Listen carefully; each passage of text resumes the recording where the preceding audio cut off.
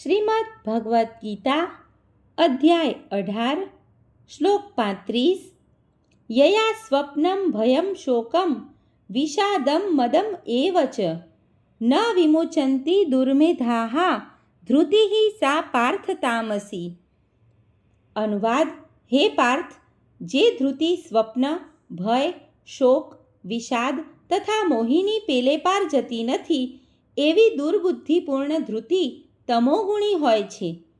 ભાવાર્થ: એવા નિષ્કર્ષ પર આવવું ન જોઈએ કે સત્વગુણી મનુષ્ય સ્વપ્ન નથી જોતો. અહીં સ્વપ્નનો અર્થ વધારે પડતી નિંદ્રા એવો છે.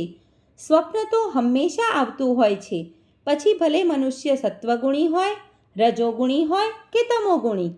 સ્વપ્ન તો પ્રાકૃતિક ઘટના છે, પરંતુ જે મનુષ્યો અતિ નિંદ્રાથી પોતાને બચાવી શકતા નથી, જેઓ ભૌતિક વસ્તુઓ ભોગવવાના ગર્વને દૂર કરી શકતા નથી, જેઓ સદા ભૌતિક જગત ઉપર પ્રભુત્વ કરવાનું સ્વપ્ન જોતા રહે છે અને જેમના પ્રાણ, મન તથા ઇન્દ્રિયો એ રીતે પરોવાયેલા રહે છે, તેઓ તામસી ધૃતિવાળા કહેવાય છે. સર્વે મિત્રોને દીપ્તિ જોશીના જય શ્રી કૃષ્ણ.